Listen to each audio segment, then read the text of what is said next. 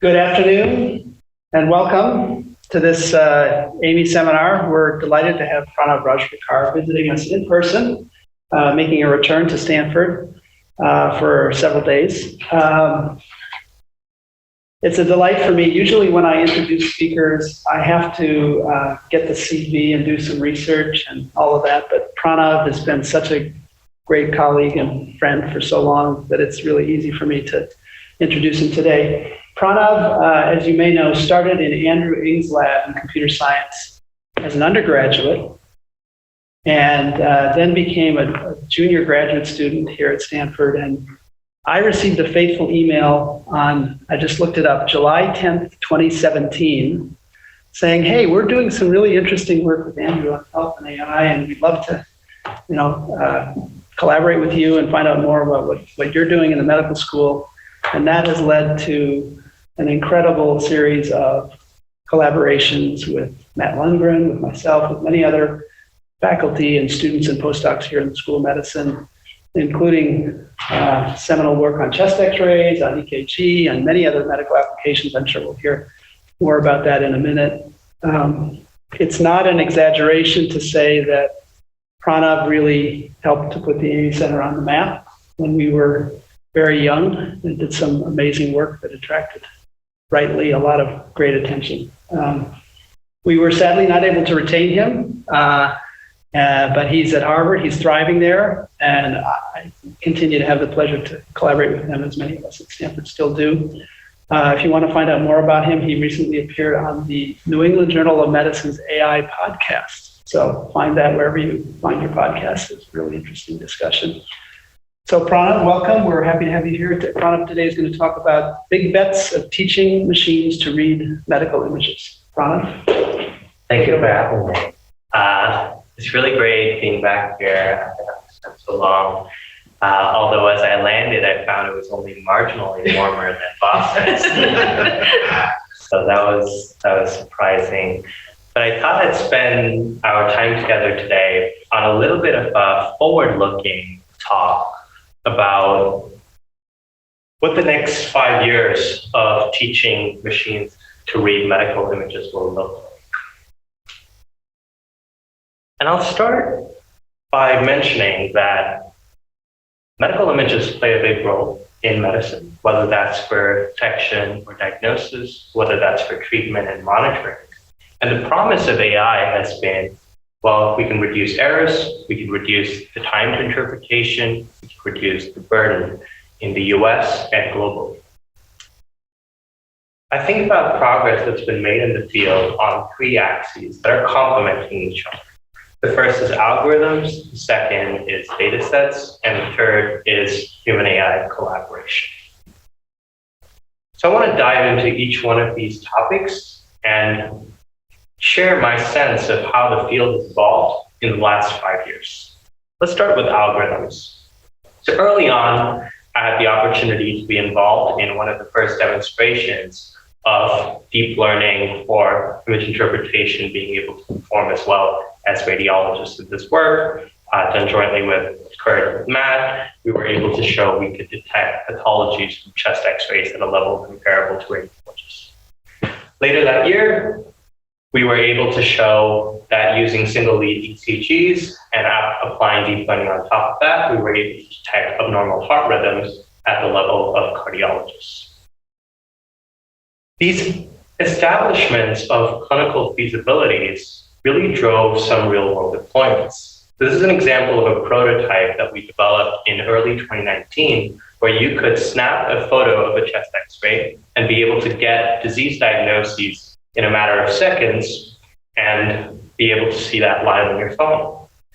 This serves as an inspiration for a tool that was later deployed in 2021 by a company called FinBrain in over 60 hospitals in Vietnam. The work that I showed earlier, where we were able to detect abnormal heart rhythms at the level of cardiologists, made its way into an FDA-approved algorithm, which is used on patients who receive the Zio patch from iRhythm.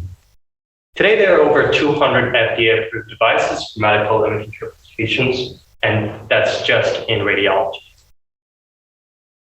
But with all that progress, I think there's still opportunities for saying this is feasible to do and feasible to strive to implement in clinical practice. And one of those problems is for multimodal tasks.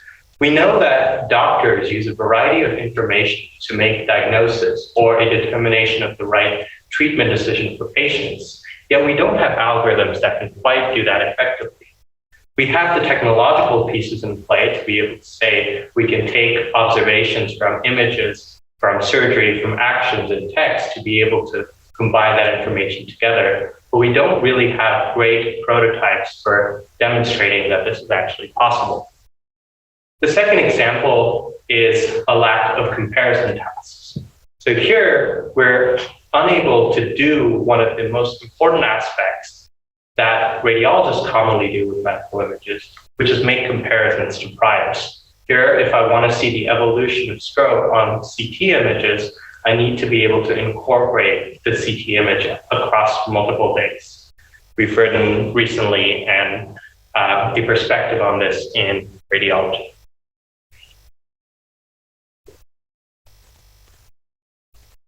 Now that we've covered algorithms, I want to talk a little bit about datasets.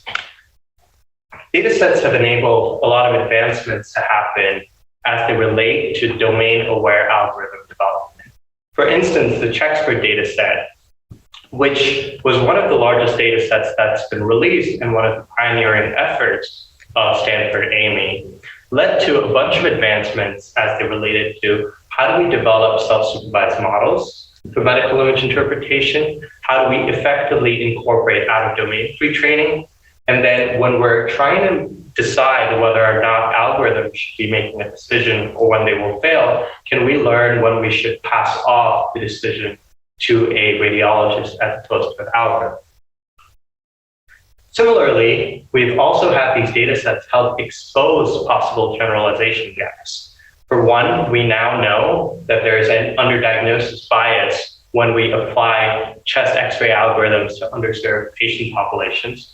We know that gender imbalances can produce bias classifiers, and we also know what happens when you take models that are trained on one hospital's data and apply it to another hospital's data.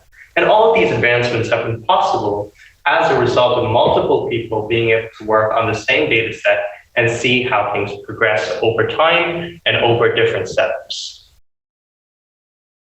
With all the advancements that have happened on the algorithmic side, there's enough that should be telling us to be very careful about the path forward. As it relates to generalization, there are several threats at play here. One of them is validation. The lack of human-AI collaboration studies, prospective randomized control trials should worry us. As it relates to transparency, the lack of standardized reporting, especially as it relates to FDA-approved algorithms, should worry us. And the lack of standards around monitoring as it relates to debugging performance or being able to detect drift and not having standards for that should also worry us. So to tackle this threat, one of the efforts that my group started last year is called the Medical AI Data for All Initiative, also called MEDA. MEDA in Hindi means flour. Flour is a basic ingredient in cooking. And just like that, medical data for all is a basic ingredient for the development of medical AI algorithms. And really this idea has three pieces to it. One is, can we get data out of hospital silos into the hands of AI practitioners? Two is, can we capture the global diversity of clinical practices, imaging equipment, and demographics? And three is, can we design useful annotations and selection procedures such that we can create clinically useful AI from these data sets? So this is the goals that this initiative works with. And so we've been piloting this idea of going to a lot of hospitals and saying, hey, we'd like to curate this particular data set and then make it public for three different chest X-ray setups. One of them is to detect placement of ET tube in the ICU setting for both adults and for kids, and then also to be able to detect pneumonia in the emergency department, where we're not only looking at the chest X-ray, but also the associated clinical metadata. Right now, for these clinical tasks, we have partners in 17 countries across 41 hospitals and growing. So we've talked about the algorithms, we've talked about the data. Let's talk about the human AI collaboration component. So the question here really changes from how does the model perform compared to the clinician to how does the model perform when it assists the clinician versus when the clinician is unassisted in their workflow. And we can do a certain kind of a study for that, where we say, for some of the cases, we'll have radiologists interpret the images as they would in their standard DICOM viewer. And for some of the time, we'll have AI assistants here in the form of a segmentation of the image, here highlighting clinically significant aneurysms on head CTA scans. And we will compare the performance with and without assistance. And here we find that we have a big improvement in sensitivity and in specificity, leading to an increase in accuracy. Now, if these numbers hold up, if you bring this to actual clinical practice, it's a pretty significant change in performance. But at the same time, there are cautionary tales that we have had over the last few years that should lead us to worry about this component of deployment. And that is that there are actually quite a few inconsistencies in the benefit and potential for harm across clinicians. And to illustrate this, I want to share a study that we performed in 2020 with clinicians in South Africa, where we had them determine whether a patient has active tuberculosis based on their chest X-ray and their clinical information. For some of the patients, they received the AI assistance that you can see on the left. For some of the cases, they received the unassisted mode that you see on the right. Now, there are a few things that we can do to make this collaboration realistic. One thing that we can do is we can include explanations, which we did in the form of a heat map over the image, showing what are the regions which are most consistent with the finding of TB. We can also include clinical information that's available for the patient. And then we can also include training, where the training, what we do is for cases, as soon as a person makes their prediction, we tell them what the microbiological gold standard was. So then as a clinician, they could calibrate to the accuracy of the model and be able to judge whether they should trust their own prediction more or the models. With all that, we saw an improvement in the clinician performance, but the striking result here was that the standalone performance of the model was much higher than when you gave that model to clinicians. Now, this is not the sole study in the last few years that shows this result. There are quite a few other studies that also have this pattern of clinician is smaller than clinician plus AI, which is smaller than AI alone. And this goes against the convention that we expect clinician plus AI to be greater than AI alone. I want to show you the results on a per individual level, showing in gray their unassisted performance, in blue their assisted performance, and X the model performance corresponding to the same cases. And here we can see in all of the cases, the model performance is higher than the assisted clinician. And in some of the cases, the assisted performance is much higher than the unassisted performance, and sometimes the other way around. Now, why is this? We can try to understand decomposing where AI makes an error and where unassisted radiologists make an error. And then we can attribute that to specific task-specific factors and specific case-specific factors, like what condition are you detecting? Is the pathology present in this case? And right now, we're performing a study with 100 radiologists to understand the factors that are associated with this collaboration. I want to share some initial results from this.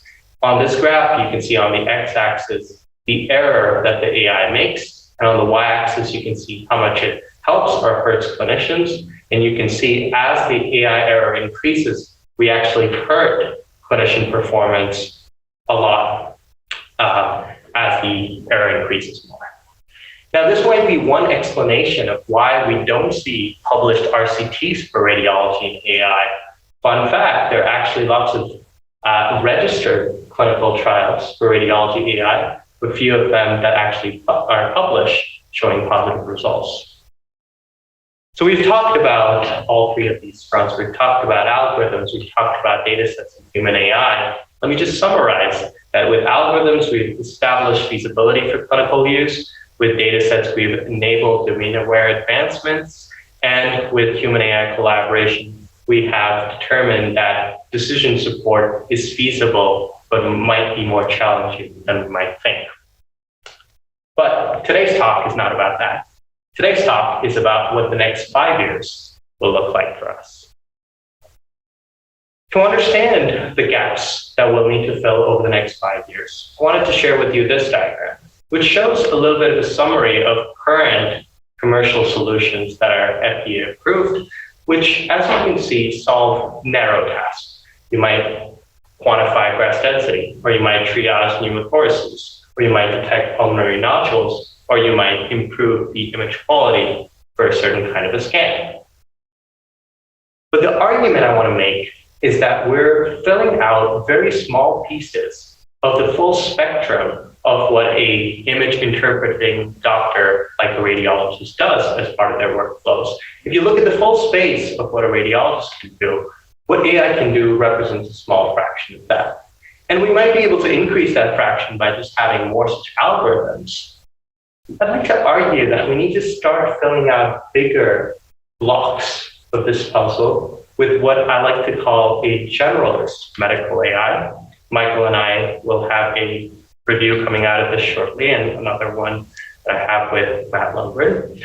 And here we're interested in doing the full scope of the radiologist's task, which might be to write a full report from an image com, or to write specifically for a clinician or for a patient, or even go beyond to be able to say, can I predict the response to therapy? Can I select novel treatment candidates? Can I do radiology genomics correlation, which are not part of standard clinical workflows? A generalist medical AI might look like this. You might have medical images being incorporated with non-imaging data and clinical history. And on the other side, we might have customized interactive reports that are different for a radiologist, a physician that's using the output of the image interpretation, or for a patient who's trying to better understand the findings on their own scans.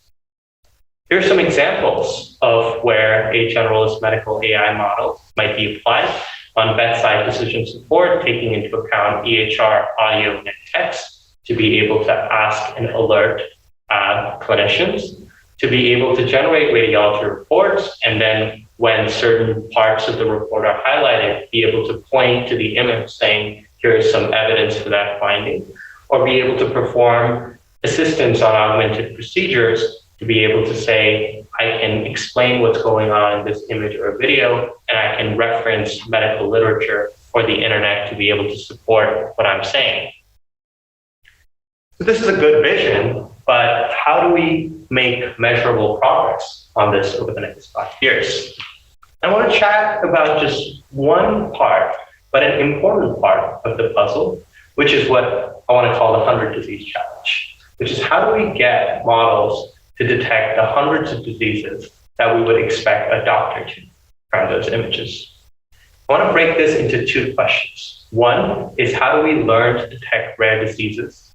And two, how do we annotate the large range of diseases that will be required for these algorithms? So let's start with the first. And here I want to cover a few ideas. I want to cover out-of-domain pre-training versus in-domain pre-training. And I want to cover domain general versus domain agnostic methods.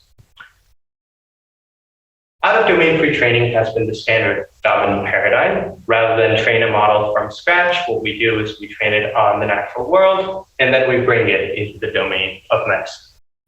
But I want to challenge this to ask, is it here to stay? One exciting advancement that has happened on the front of the out-of-domain pre-training is the ability to pre-train on video to be able to do 3D volumetric data tasks. For example, I can learn to identify activities on YouTube videos of people playing darts or shaking hands, and then use that to be able to learn a CT classifier to detect pulmonary embolism or to detect lung nodules. And interestingly, we see that once there is enough data to fit 3D models, you get a lot of advantage in having these 3D architectures that are pre-trained compared to 2D architectures or 3D architectures without pre-training.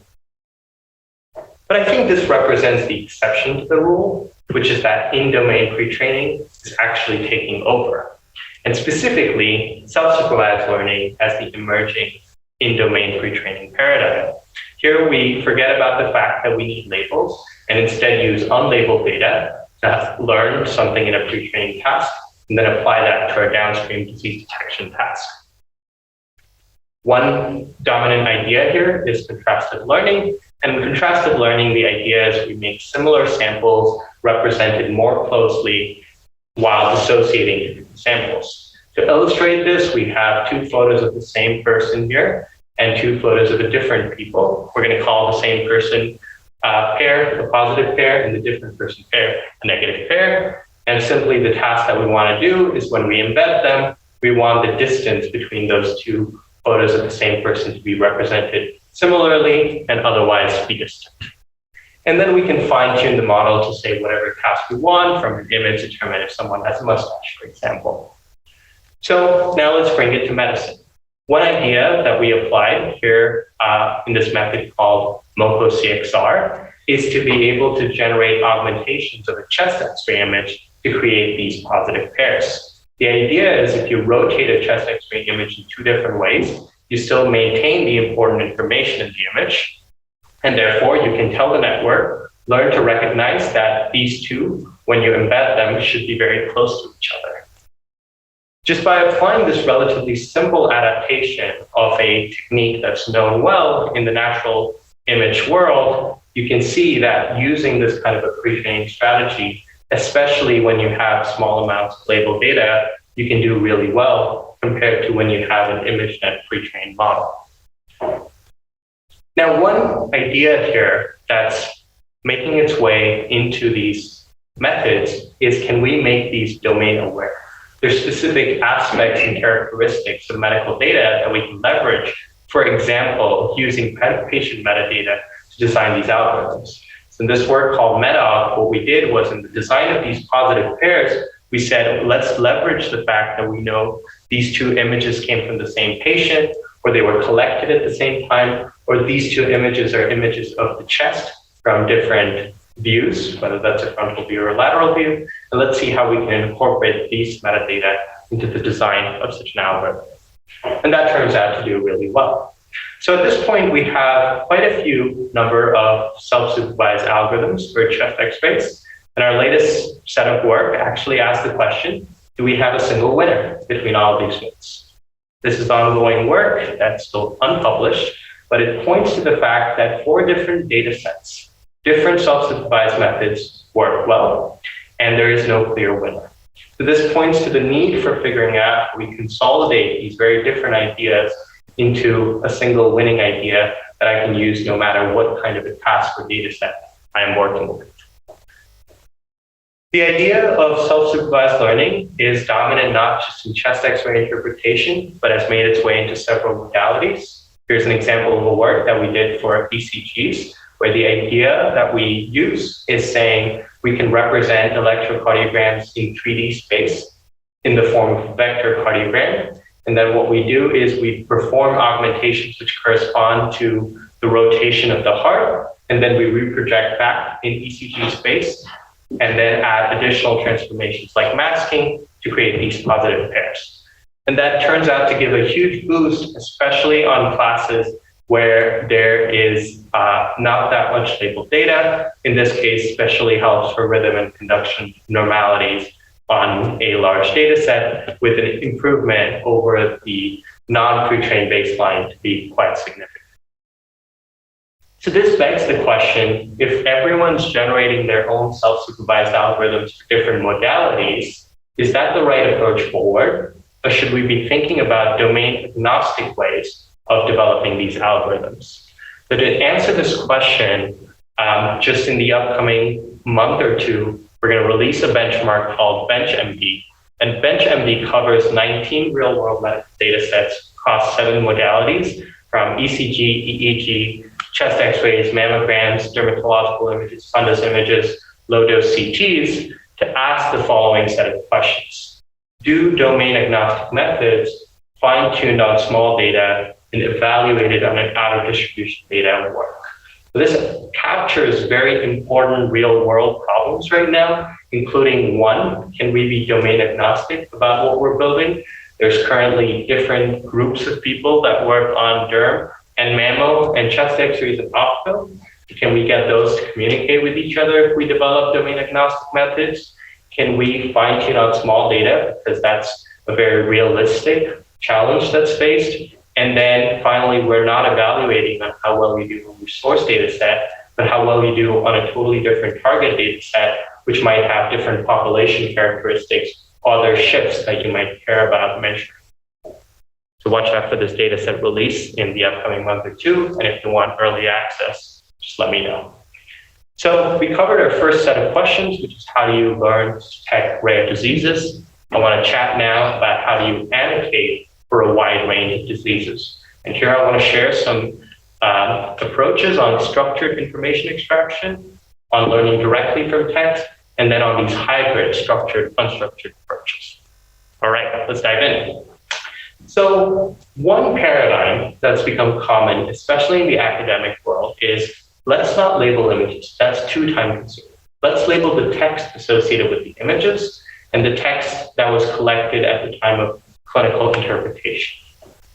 And this works really well to scale because what you can now do is develop tools that can read this text and parse through to say, I will build a structured output, as you can see on the right, where, for example, cardiomedicinal silhouette makes its way into a large cardiomedicinum, and then you associate unremarkable as the property with that entity. So you can say that doesn't exist and you mark it as a 0. And you can do that when something is uncertain or where something is present to get your output on the right. And this works really well. We developed the tool in 2019 along with the team of Kurt and other members of our group. And we showed at the time that we had much better performance than the state-of-the-art labeler at the time, which was NegBio. And this was not just true on the Stanford data set. This was also true on a data set that was being released at the time from BI in Boston, and that became known as Mimic CXR. And so both of these data sets used our tool to be able to release to the public with these labels. The question is, if this tool can do 14 diseases, how do we scale this to annotate 100 diseases? I'd like to pose that if you try to scale this naively to 100 diseases, it doesn't quite work because you don't quite have all of the examples that you need to be able to do that. So instead, what if we do the following idea? What if we collect annotations in the form such that we can create a graph from the text? And this is the idea behind the RAG graph work, which I co-mentored with Kurt, where we take this report on the left, we extract the entities, and then we extract the relationships between the entities to form the graph on the right.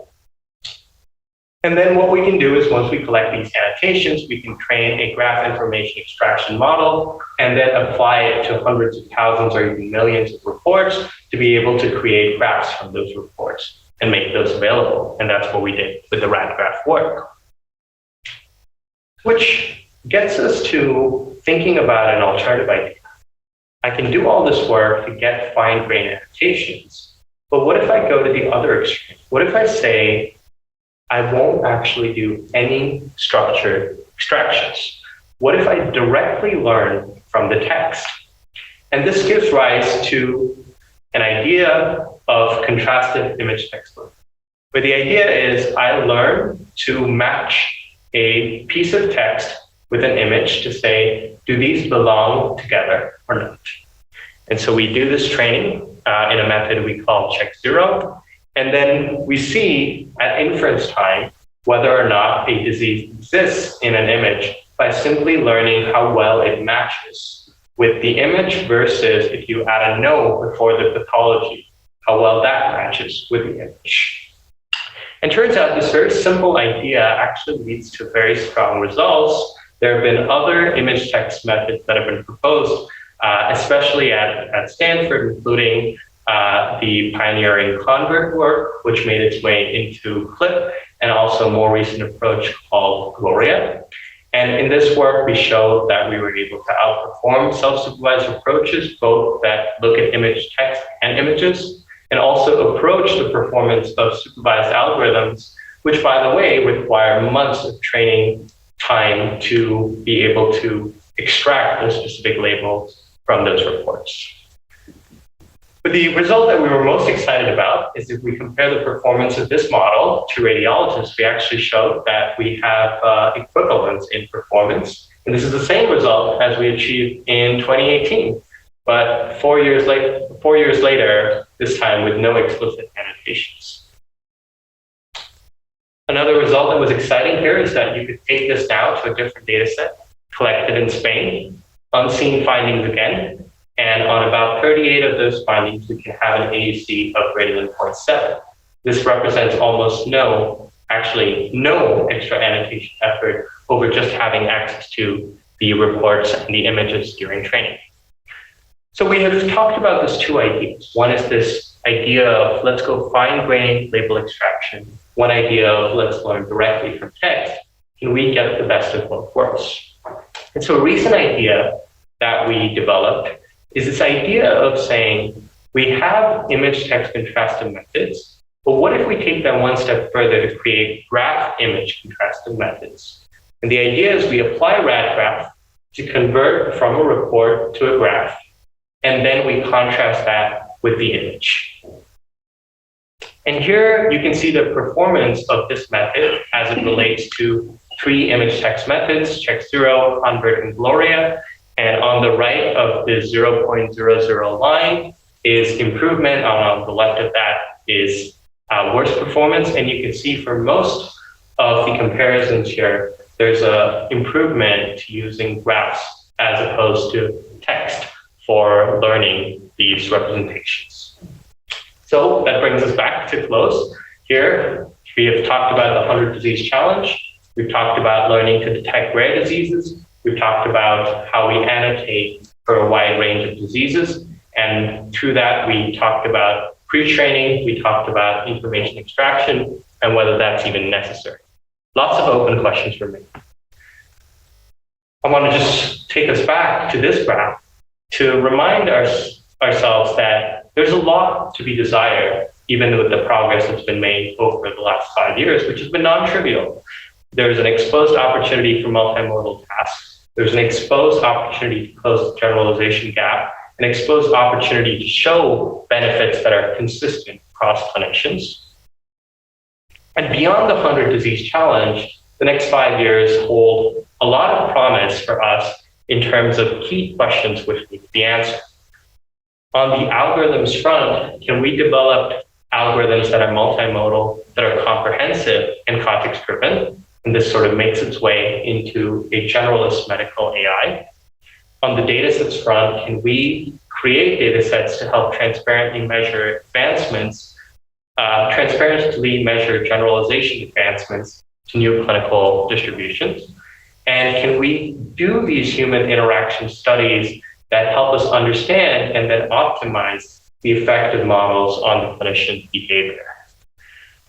The work that I did today was done in collaboration with several students. This is a set of people that are working in my lab. I'd like to thank, and I'm forever grateful for a lot of the colleagues who I've had the opportunity to do all of this exciting work with. I'll end with opportunities to get involved. One way of getting involved with the work that I do is through the Medical AI Bootcamp. This is open to students from Harvard and Stanford, and it's also open to medical doctors from all around the world. If you're interested in a postdoc position, you can apply directly through my lab website. And finally, I'm just very grateful to have had the opportunity to come to Stanford AIMI. This is the email that I wrote in 2017. My friend Dylan and I were reaching out to faculty, and I just want to say Kurt responded within 15 minutes. And this email changed the trajectory of my career, and I'm very grateful for your support, Kurt, and for this community. So thanks for having me.